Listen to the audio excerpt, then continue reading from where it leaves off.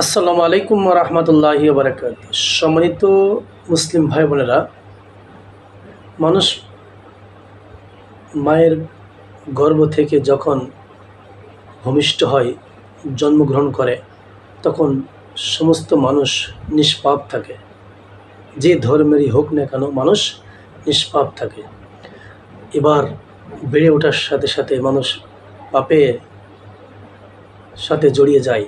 তবে কিছু কর্মের কারণে, কিছু আমলের কারণে মানুষ আবার পাপ মুছে ফেলতে পারে, নিষ্পাপ হয়ে যেতে পারে।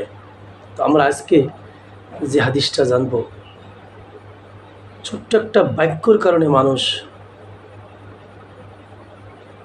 জন্মদানকালীন অবস্থায় যেমন নিষ্পাপ হয়ে যায়, নিষ্পাপ হয়ে আসে, ঠিক এমনই নিষ্পাপ হয়ে যায় কি আমল করলে। অনেক আমলের মাধ্যমে মানুষ নিষ্পাপ হয়। তো আজকের যে হাদিসটা জানবো, এটার দ্বারা মানুষ নিষ্পাপ হয়। আমলটা আমরা জেনে অবশ্যই আমরা আমল করার চেষ্টা করব। আসুন হাদিসটা শুনি। মহান আল্লাহ বলেন, হাদিসে করছি, মহান আল্লাহ বলেন, যখন আমি আমার মুমিন বান্দাকে রোগাক্রান্ত করি আর বান্দা সে অবস্থায় আমার প্রশংসা করে। আল্লাহ বলছেন, আমি আমার মুমিন বান্দাকে রোগাক্রান্ত করি আর বান্দা সে অবস্থায় আমার প্রশংসা করে, আলহামদুলিল্লাহ বলে, সে তো বিছানা থেকে এমনভাবে উঠে দাঁড়ায়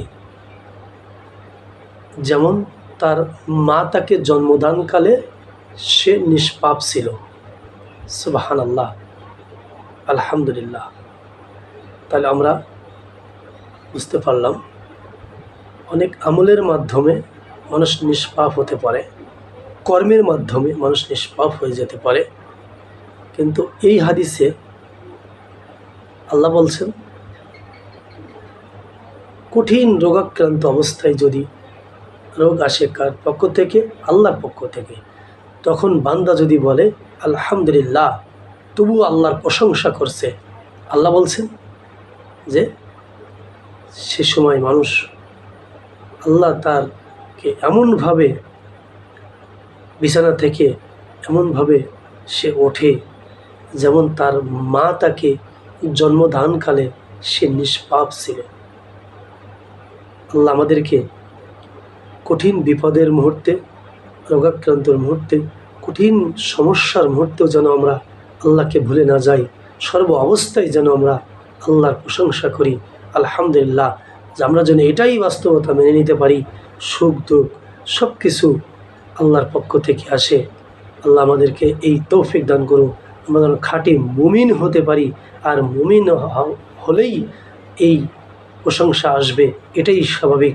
আল্লাহ তুমি আমাদেরকে সেই তৌফিক দান করো, আমিন। হাদিসটা আসছে হাদিসে কুদসি, সিলসিলাতুল সহিহা 144 নম্বর হাদিস। আসসালামু আলাইকুম ওয়া রাহমাতুল্লাহি ওয়া বারাকাতুহু।